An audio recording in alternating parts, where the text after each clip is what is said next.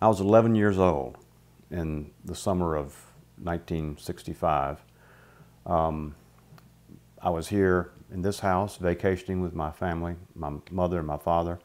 My brother, who was a college student at the time, was on the auditorium crew at Montreat. So it turns out that all four of us were there in Anderson Auditorium on the night that King preached. And the first thing that struck me about Martin Luther King, by the way, if I knew anything about him, it was sort of ambient in the background of my life. I wasn't thinking about it in the way that maybe an adult would have thought about the civil rights movement and about Martin Luther King. So the first thing I thought about as I was there in that packed auditorium waiting for him to arrive was the utter event of his arrival.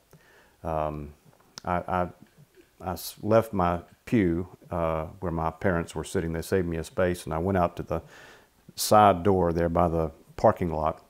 Maybe a dozen sheriff's patrol cars, Buncombe County sheriffs, as I recall, screeching up one by one there at the side of the auditorium. And then out of one of them pops Martin Luther King Jr., and he is hustled into the auditorium by sheriff's deputies. And the sheer event of that arrival burned into my mind the sense that this was a very important man. And so ultimately I went back to my seat in the auditorium. I sat there with my parents and listened to his sermon. And keep in mind that I'm an 11-year-old, and I probably didn't pay the kind of attention to that sermon that I would have paid had I been an adult and had I been more deeply schooled in who he was and what he was about.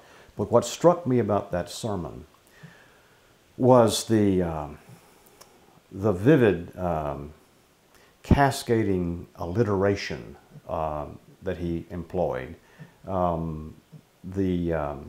the fervor of his preaching style. It didn't sound like any Presbyterian sermon I had heard before, and I haven't heard many like that since. And there was a kind of crackling sense of expectation in the air. And I think there were people there who, for whom to be there was itself sort of a demonstrated act of courage. There were people there, I'm sure, who were there because they weren't going to miss this thing, whatever their point of view was about what Dr. King stood for. I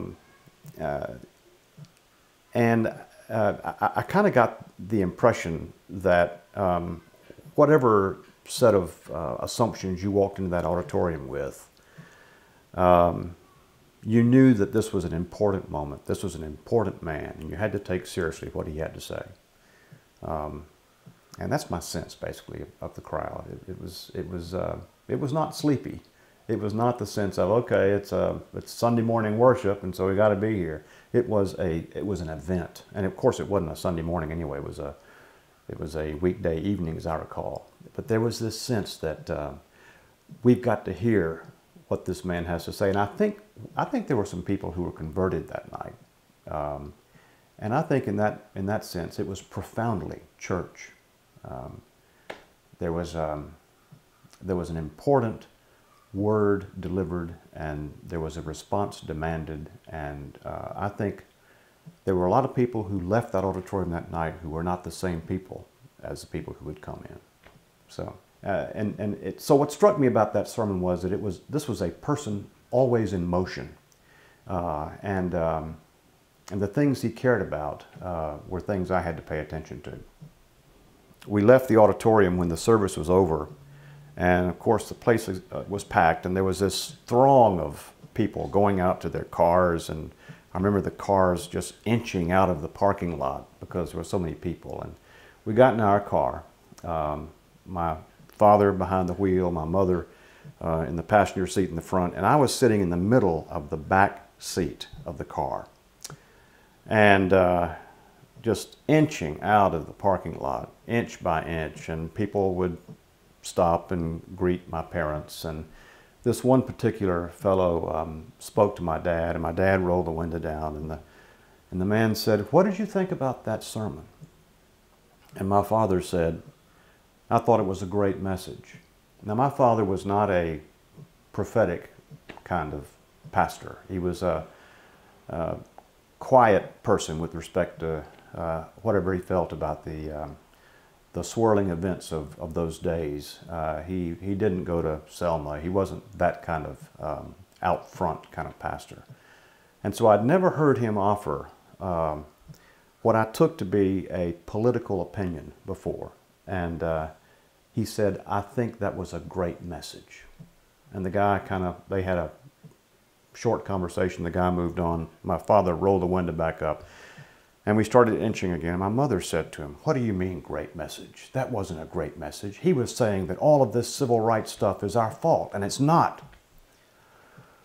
And so I'm a child watching this debate in the front seat, and I realized later that I was sitting between two poles of thought in my world.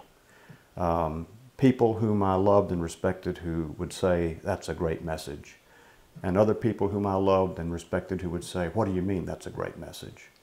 And I realized, I think at that point, that the world that I lived in was changing its mind about a lot of things. Probably being forced to change its mind about a lot of things.